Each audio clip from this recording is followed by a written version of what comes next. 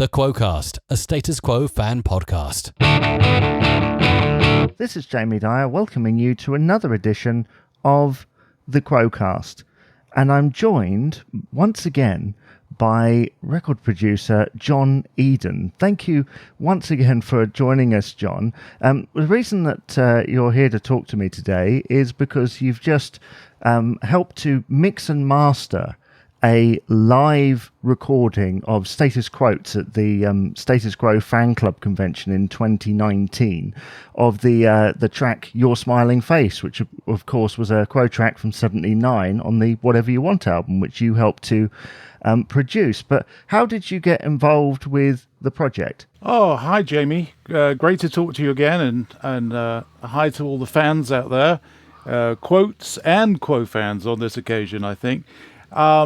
So how did I get involved? Well, it basically started, I think Ray was following some of my remix videos on YouTube of the Rockin' All Over the World album. And at one point, he kind of reached out to me and said, I think he'd picked up on something I'd said about the vinyl mastering.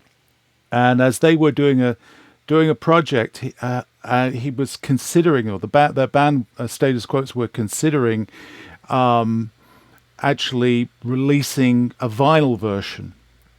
And so Ray reached out to me and asked me if I'd be interested in doing the vinyl mastering for them. So from that, we kind of engaged in quite a long discussion about the technical differences for mastering for vinyl versus mastering for CD.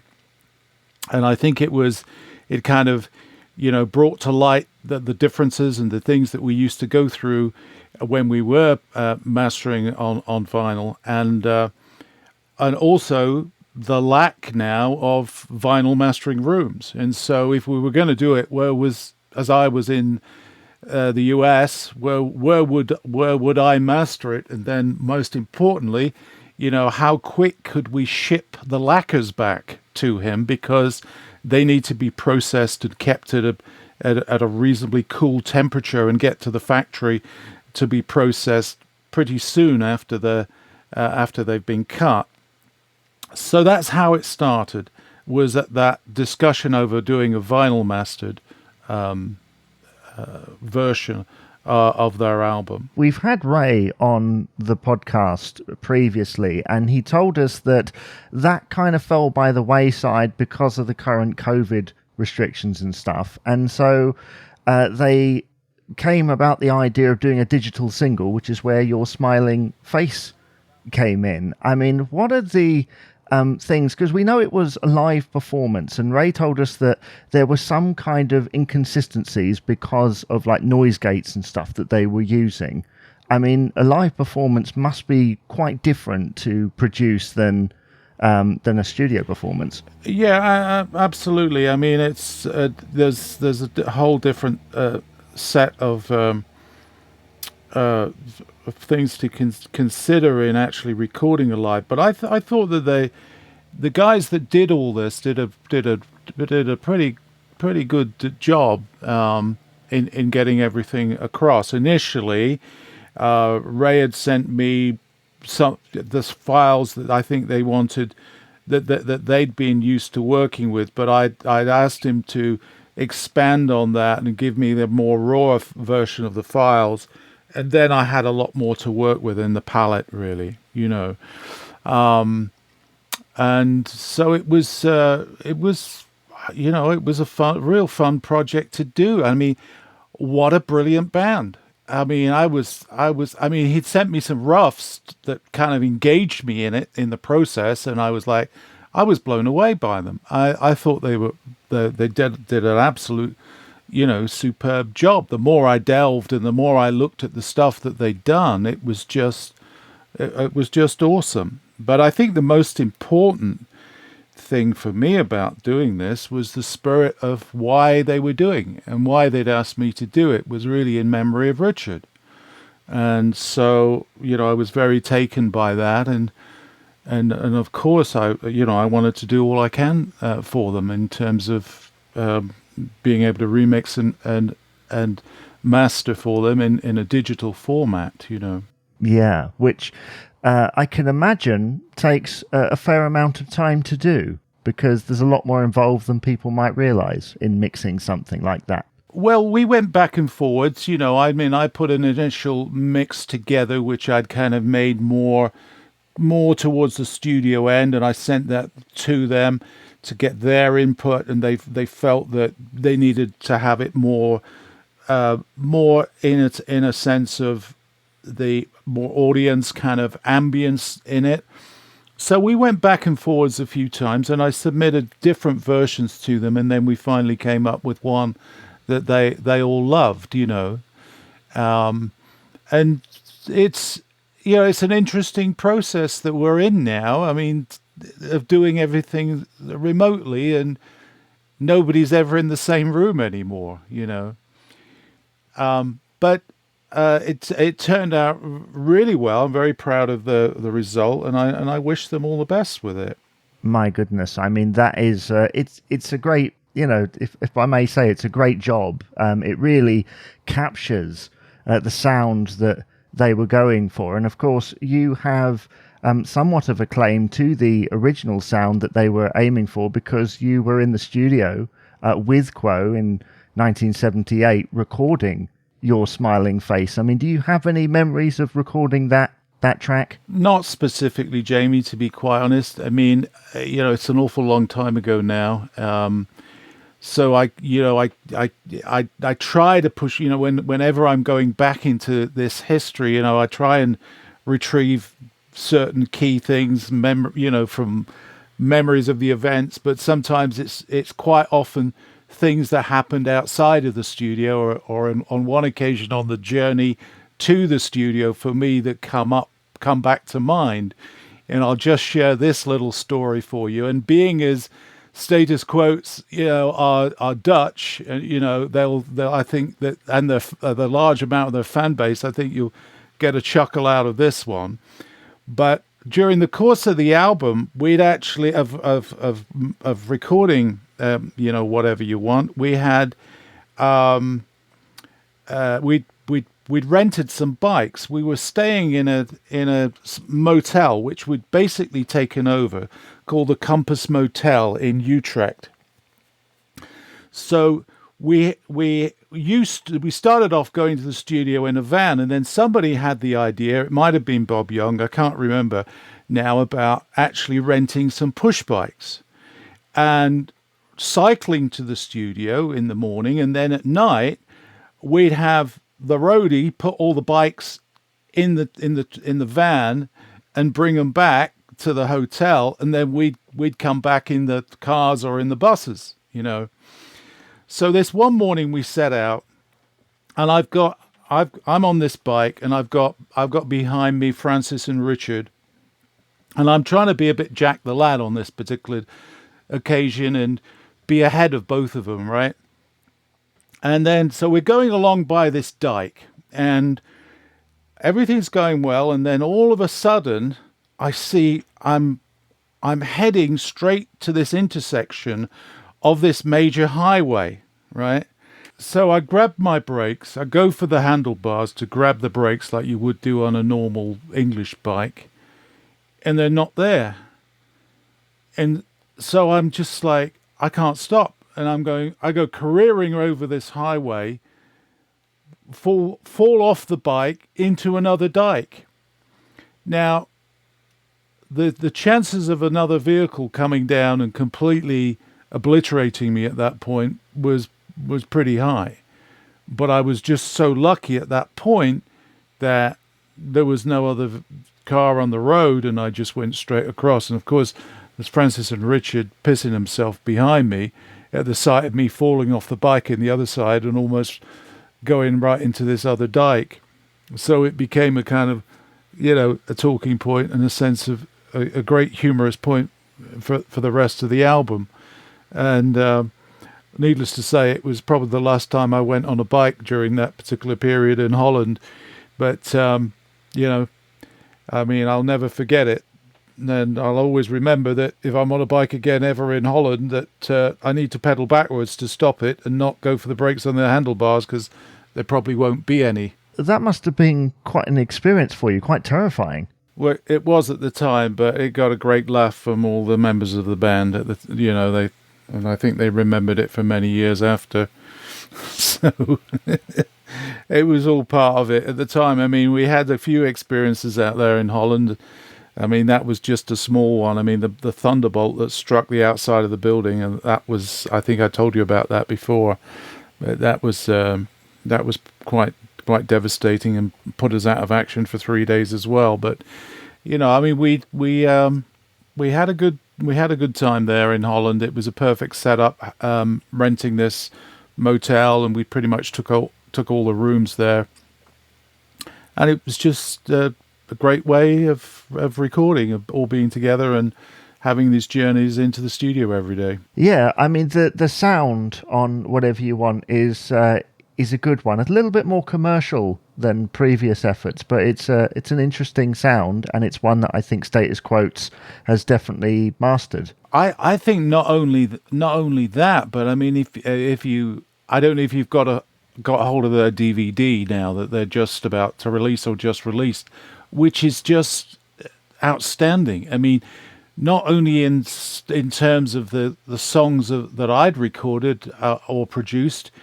but also going back into earlier Quo. I mean, their attention to detail and how they put every single song under the microscope, I think, is absolutely incredible. I mean, the only thing that is missing from you not thinking that you're actually at a Quo gig is just the banter. Is just hearing Francis and Richard's banter with the audience.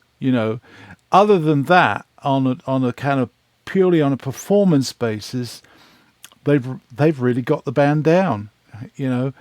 And unfortunately and sadly, we're never going to see a status quo of this period again. But if you want to come close to it, when the COVID thing, heals, go and see a Status Quo concert, because it's the next best thing, I think.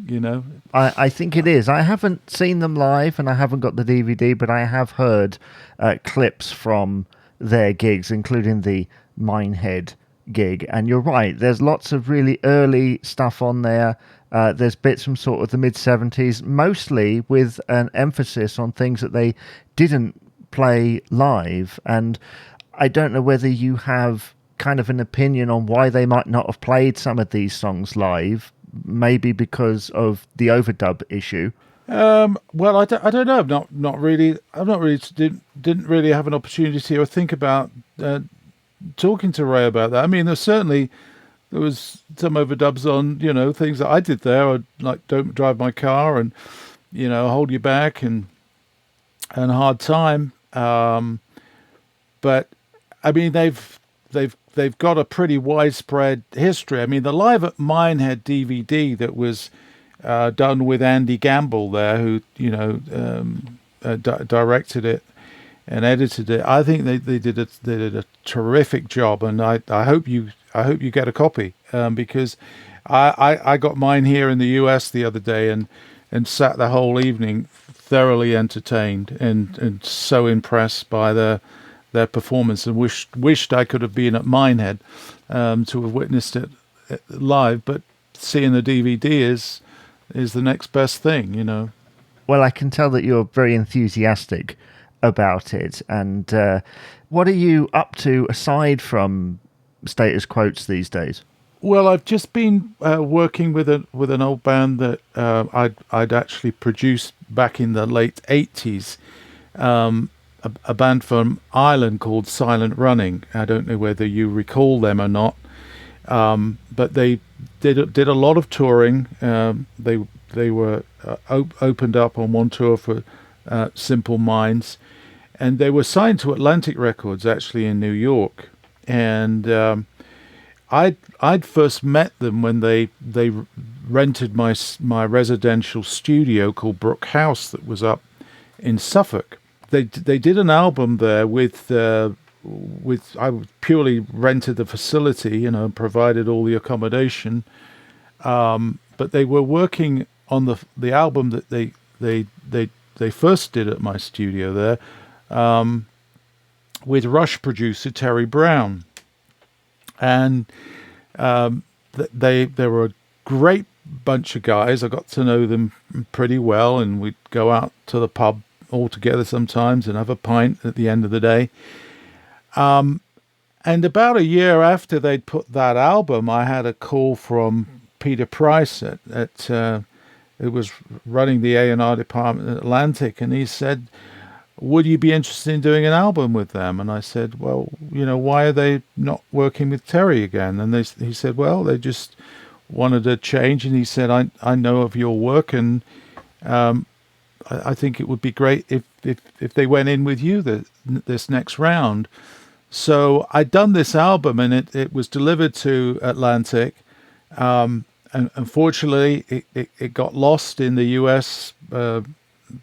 area there of Atlantic. Their A&R man, Frankie LaRocca, he went to work for another company, and sadly it got lost. But it was an album that I was really very proud of. And I'd kept in touch with Peter Gamble, the lead singer, over the years, and I was always encouraging them to reform. And then one day, out of the blue, Peter sent me a text, and he said, "Oh, we've got back together, and we've done our first gig in, like, I don't know how many years, whether it was 15 years or so." And so from that, they then decided to go back into the studio. So he'd sent me a mix that they'd done, and I said, "Oh, Peter, I think I could have a go at doing that for you."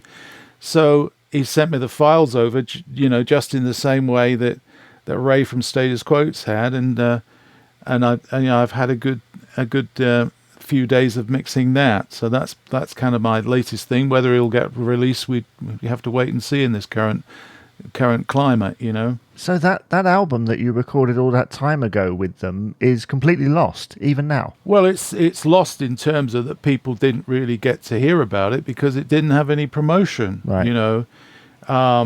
It's out there somewhere, but it unfortunately, I mean, they had everything in place. It was like one of those seemed to be the perfect setup, but I think what happened is the new A&R guy, as quite often happens in record companies, or did in that period, comes in and he's interested in promoting and bringing in his own acts. And this was an act of Frankie's, and in the US, certainly in the US side, and they got lost in that reshuffle within the label, And after that, I think they were pretty despondent. I mean, they were managed by Part Rock, who were the managers of AC/DC at the time. So they had pretty heavyweight management as well. Anyway, so it's been really fantastic. I mean, I've got to tell you, I mean, now I'm 65. I mean, I'm really enjoying this kind of renaissance and looking back on some of these artists that I'd worked with, and especially with Silent Running, and also with the relationship that I built with Status Quos. I mean, it was a blast to kind of have up on the faders this song that I'd recorded all those years ago with a whole new set of guys playing it. My goodness, I mean, it must have really helped with the memories. The memories must have come flooding back. Yeah, I mean, it did bring back memories to me. It brought back memories of my last conversation with Richard, and we hadn't, when I'd had my last Skype conversation with him, we hadn't talked for a long time. And he honestly, he was looking so well, and he was so enthusiastic, and I was at that point, it was really because of Alan that I'd kind of reconnected with him through the possibility of doing this PLC project. And for, all the fans that out there that doubt that this was going to come to fruition, I can tell you that it was definitely on the cards. And, Alan had sent me for demos that he'd made, and on 2 of these demos that he had managed to get Richard's parts on. So there definitely exists 2 songs that Alan had written that Richard's played guitar on. Now, I really, when I was speaking to Richard at that point, I mean, apart from seeing how he was, I wanted to encourage him to really to get involved in this PLC, and I saw that we really should be thinking about doing a whole album. I mean, I'd even got a studio in Thailand where I was living at the time, all kind of lined up, and support of the studio owner to kind of underwrite the project. So it was really a shock, when we lost him. I mean, I think we'll all remember where we were at that time, that moment that we get the news, a bit like, for me, when Kennedy got shot, I mean, certain things always stick with you. And certainly hearing the sad news from my brother, I mean, I was in Santa Barbara in California on Christmas Day, and I got this call from my brother. It was just awful. And so that really, as I said, it all kind of made sense in terms of this song, and the reason that they were doing it, really, and having me involved just for this one song really was a tribute to Richard, And a wonderful tribute it is. And thank you for sharing your thoughts on that, as well as other things as well. And if people want to find out about Status Quotes, they can check out the website, statusquotes.nl. They can also stream the track on Spotify, Your Smiling Face, and I think it's available to download across all digital platforms. And with that, John Eden, I'd like to say thank you very much for appearing on the podcast today. Okay. Well, it's great to chat with you again, Jamie, and I hope everybody's there is staying safe as the best they can and coping with the lockdown that we seem to be going back and forwards with, and I wish everybody well. Take care.